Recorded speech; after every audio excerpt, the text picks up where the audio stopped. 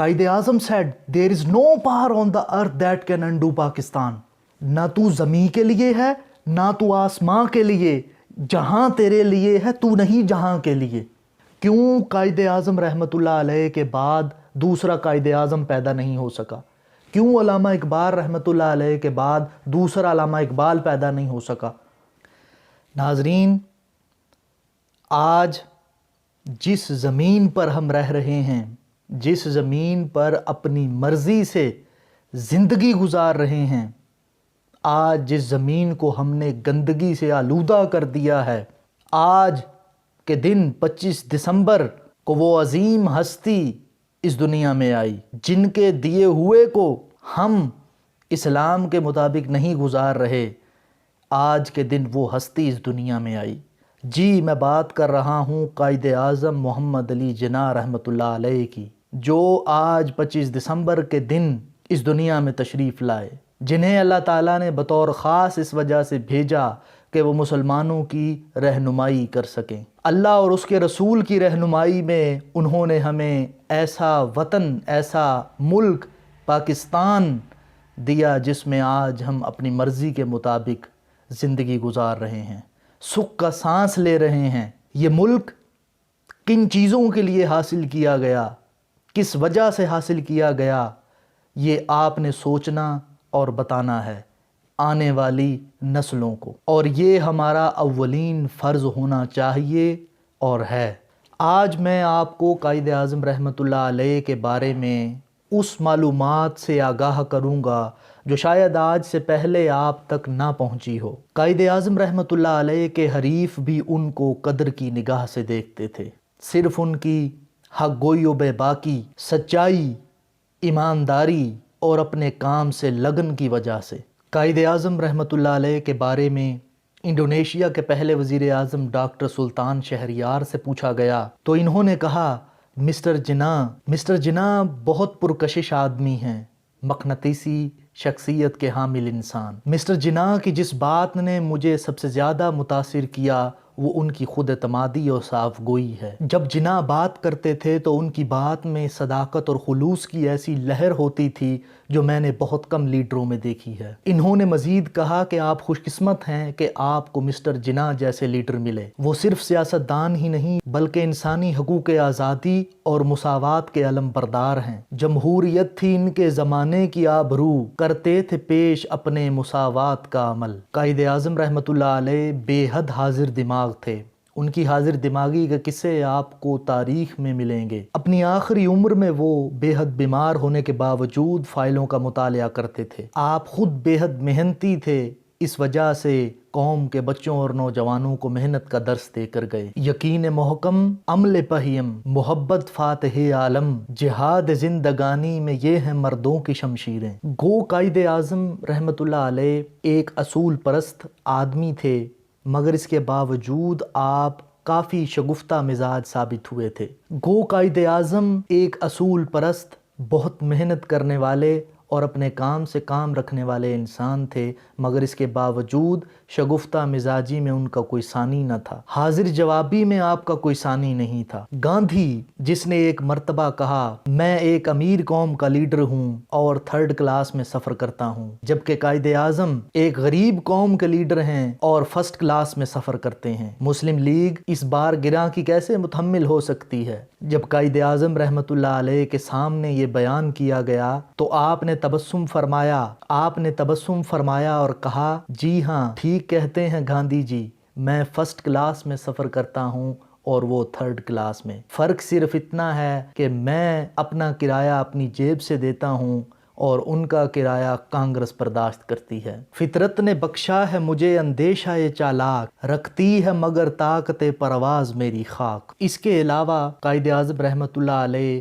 وکالت میں بھی بہت اصول پرست تھے اور ان اصولوں سے ہرگز تجاوز نہیں کرتے تھے. ایک مرتبہ ایک تاجر آپ کے پاس آیا اور اس نے کہا کہ میرا مقدمہ لڑیں. اس تاجر نے قائد اعظم رحمۃ اللہ علیہ سے ان کی فیس پوچھی تو آپ نے فرمایا کہ میں مقدمے کی فیس مقدمے کے حساب سے نہیں، میں دن کے حساب سے فیس لیتا ہوں۔ موکل نے دریافت کیا کہ کتنی فیس؟ آپ رحمۃ اللہ علیہ نے فرمایا کہ 500 روپے فی پیشی۔ موکل نے کہا کہ میرے پاس 5000 روپے ہیں اور آپ اس میں مقدمہ لڑیں۔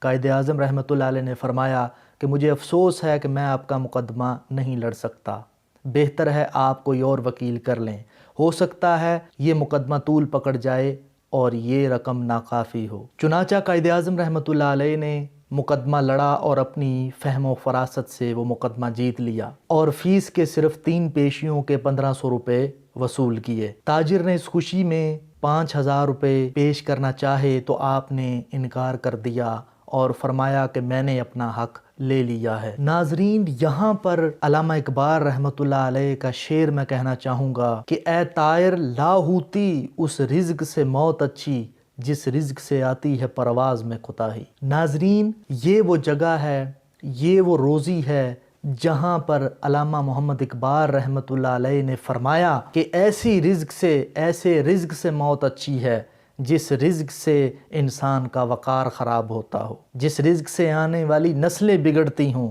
ایسے رزق سے موت اچھی ہے، کیوں نہ کہ اگر انسان ایسا کرے تو اس کے اس دنیا میں آنے کا مقصد فوت ہو جاتا ہے۔ شاعر مشرق علامہ محمد اقبال رحمۃ اللہ علیہ نے قائد اعظم محمد علی جناح کے بارے میں فرمایا، محمد علی جناح کو نہ تو خریدا جا سکتا ہے اور نہ ہی یہ شخص خیانت کر سکتا ہے۔ غیرت ہے بڑی چیز جہانے تگ و دو میں، پہناتی ہے مومن کو تاج سر دارا۔ قائد اعظم رحمۃ اللہ علیہ ایسے لیڈر تھے کہ جن کی دیانتداری کا یہ عالم تھا کہ آپ ایک مرتبہ ریل میں سفر کر رہے تھے اور آپ کو اچانک یاد آیا کہ آپ کا ریل کا ٹکٹ آپ کے ملازم کے پاس رہ گیا ہے اور آپ بنا ٹکٹ کے سفر کر رہے ہیں۔ چنانچہ آپ اسٹیشن پر اترے اور ٹکٹ ایگزامینر سے ملے اور اسے کہا کہ میرا ٹکٹ ملازم کے پاس رہ گیا ہے، چنانچہ تم مجھے دوسرا ٹکٹ دے دو۔ ٹکٹ ایگزامینر نے کہا کہ آپ 2 روپے مجھے دے دیں اور پلیٹ فارم سے باہر چلے جائیں۔ قائد اعظم رحمۃ اللہ علیہ نے جب یہ سنا تو آپ کا چہرہ سرخ ہو گیا۔ آپ نے اسے کہا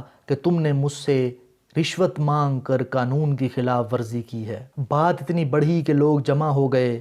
آپ نے ٹکٹ ایگزامینر کو پکڑا اور اسٹیشن ماسٹر کے پاس لے گئے۔ آخرکار رشوت طلب کرنے والا قانون کے شکنجے میں آ گیا۔ نہ تخت و تاج میں ہے نہ لشکر و سپاہ میں ہے، جو بات مرد قلندر کی بارگاہ میں ہے۔ محمد علی جناح وہ لیڈر تھے جن کے بارے میں انگریزوں نے کہا تھا کہ اگر ہمیں معلوم ہوتا کہ قائد اعظم رحمۃ اللہ علیہ کو اتنی بڑی بیماری ہے تو ہم کبھی بھی پاکستان کو بننے نہ دیتے۔ قائد اعظم رحمۃ اللہ علیہ نے آخری وقت تک اپنی بیماری کو پوشیدہ رکھا، کیوں نہ کہ آپ کو معلوم تھا کہ اگر ہندوؤں اور انگریزوں کو معلوم ہو جاتا تو ہندوستان کی تقسیم انگریز مؤخر کر دیتے۔ اس لیے قائد اعظم رحمۃ اللہ علیہ نے اپنے وصال سے پہلے اپنے ڈاکٹر سے کہا کہ پاکستان ہرگز وجود میں نہ آتا اگر اس میں فیضان نبوی صلی اللہ علیہ وسلم شامل نہ ہوتا۔ جس کو بھی توفیق دیتا ہے خدا، آندھیوں میں وہ جلاتا ہے چراغ۔ ناظرین، 1934 میں جب قائد اعظم رحمۃ اللہ علیہ لندن میں تھے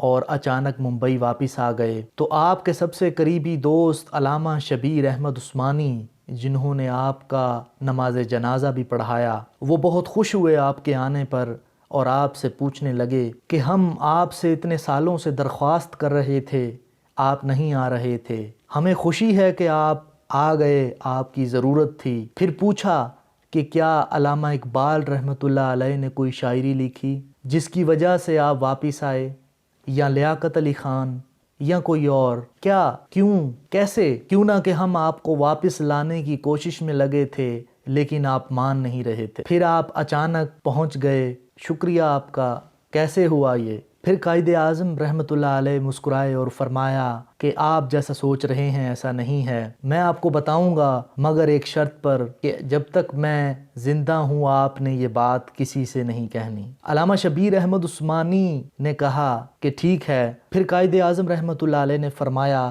کہ میں لندن میں تھا اور میرا رات کو پلنگ ہل رہا تھا تو میں اٹھا، دیکھا کچھ بھی نہیں ہے، پھر سو گیا۔ دوبارہ ہلنے لگا، اتنے زور کا تھا کہ میں اٹھ کر باہر گیا دیکھا کہ لوگ اور کوئی بھی باہر نہیں ہے، کوئی بات نہیں ہے، کوئی آواز نہیں ہے، پھر آ کر سو گیا۔ تیسری بار پھر پلنگ ہل رہا تھا، پھر میں بیدار ہوا تو دیکھا ایک نورانی صورت والی شخصیت وہاں کھڑی ہیں۔ ذرا خیال کیا کہ یہ کہاں سے کدھر سے آئے۔ میں کھڑا ہو گیا، سوال کیا انگریزی میں، کیونکہ میں لندن میں تھا، Who are you؟ اور جواب انگریزی میں، اول درجے کی انگریزی میں، I am your prophet Muhammad peace be upon him۔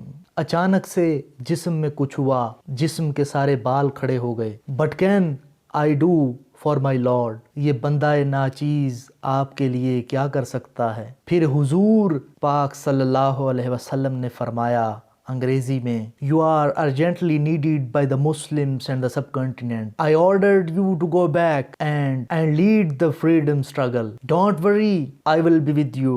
You will be succeeded in your mission, انشاءاللہ۔ برِ صغیر کے مسلمانوں کو آپ کی فوری ضرورت ہے۔ میں آپ کو حکم دیتا ہوں کہ واپس جائیں اور آزادی کی جدوجہد جاری رکھیں۔ میں آپ کے ساتھ ہوں، آپ اپنے مقصد میں ضرور کامیاب ہوں گے انشاءاللہ۔ یہی وجہ ہے کہ قائد اعظم رحمۃ اللہ علیہ نے فرمایا کہ پاکستان کو کوئی طاقت ختم نہیں کر سکتی، کیوں نہ کہ نبی اکرم صلی اللہ علیہ وسلم ہماری مدد فرما رہے ہیں۔ قائد اعظم رحمۃ اللہ علیہ کے دور میں دربار نبوی صلی اللہ علیہ وسلم کے خادم خاص آغا اسحاق، جو مزار مبارک کے اندر جانے والے واحد مجاز تھے، وہ قائد اعظم رحمۃ اللہ علیہ کی روحانی تربیت کرنے والے کو فرماتے ہیں، جس روز قائد اعظم رحمۃ اللہ علیہ کا پاکستان میں انتقال ہوا، اس روز مجھے حضور نبی اکرم صلی اللہ علیہ وسلم کی زیارت نصیب ہوئی۔ آپ صلی اللہ علیہ وسلم بہت مسرور تھے۔ فرمایا آج ہمارا دوست آ رہا ہے، اس کی آمد کی خوشی مناؤ۔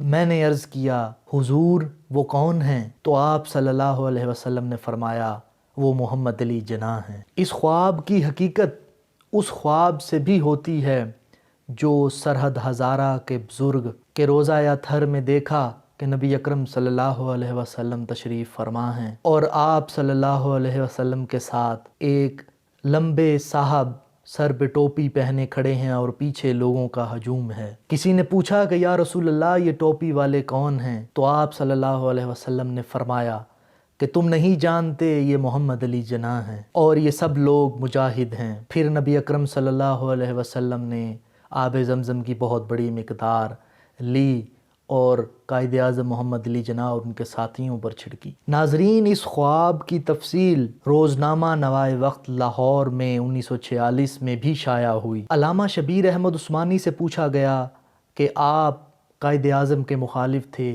اور آپ راتوں رات کیسے بدل گئے؟ کہتے ہیں کہ کل رات مجھے نبی اکرم صلی اللہ علیہ وسلم کی زیارت نصیب ہوئی اور ان کے ساتھ قائد اعظم محمد علی جناح کھڑے تھے، اور آپ صلی اللہ علیہ وسلم نے فرمایا کہ یہ میرا سپاہی ہے، اس کی کبھی مخالفت نہ کرنا۔ پاکستان کے قیام کے بعد قائد اعظم رحمۃ اللہ علیہ نے ایک جگہ پر فرمایا، پاکستان ایک زندہ حقیقت ہے جس کا دوست اور دشمن سبھی اعتراف کر چکے ہیں۔ پاکستان کا مستقبل درخشندہ ہے، میری روح کو تسکین ہے، میرے دل کو اطمینان ہے۔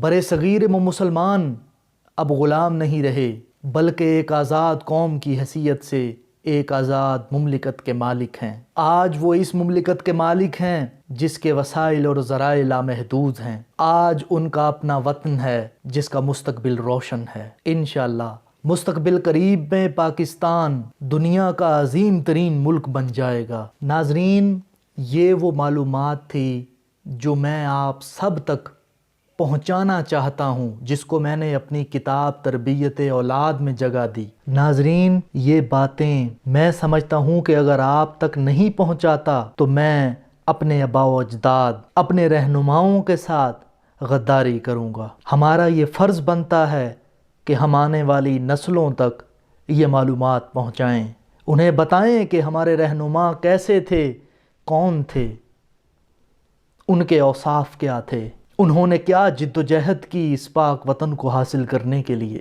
ان کے کیا عادات و اطوار تھے۔ یاد رکھیں ناظرین، اگر ہم یہ معلومات آنے والی نسلوں تک نہیں پہنچاتے تو ہماری نسلیں ہمارے لیے نہ اس دنیا میں سکون کا باعث ہوں گی اور نہ آخرت۔ ہمارے آباء و اجداد نے اس پاک وطن کو حاصل کرنے کے لیے جو قربانیاں دی ہیں ہم ان کا کبھی بدلہ نہیں دے سکتے۔ اس پاک وطن کو حاصل کرنے کے لیے جس کے اندر آج ہم اپنی مرضی سے جو چاہیں کر سکتے ہیں، اس کا بدلہ نہیں دے سکتے۔ کبھی ساحل کبھی طوفان سے لڑنا، تھے ہنگامے انہی کے دم قدم سے۔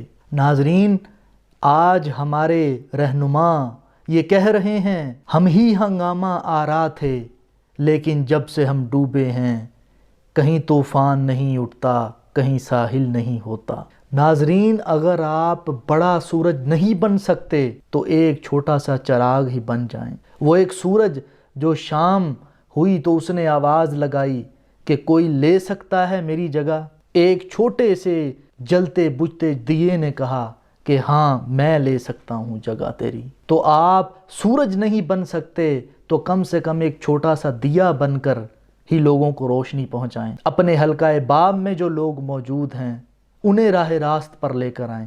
میں اچھا نہیں لگتا، بے شک مجھے نہ دیکھیں، لیکن جو میں بات کر رہا ہوں، جن کی بات کر رہا ہوں، ان کا احترام آپ کے دل میں ہونا چاہیے، ان کے بارے میں آپ کو سننا چاہیے، ان کی بات کو آگے پہنچانا چاہیے۔ ناظرین، یہ وہ حقائق تھے، یہ وہ چیزیں تھیں جو ہم نے اپنی آنے والی نسلوں کو دینی ہیں۔ آپ ہمارا ساتھ دیں، ہم اس معاشرے میں ایک بہترین کام کے لیے نکلے ہیں۔ ہمارا مقصد اپنے معاشرے، اپنے ملک کو ایک بہترین جگہ بنانا ہے، ایک تربیت یافتہ جگہ بنانا ہے۔ اللہ تعالیٰ ہمیں اپنے رہنماؤں کو ہمیشہ یاد رکھنے کی توفیق بخشے۔ آمین۔ بہت شکریہ۔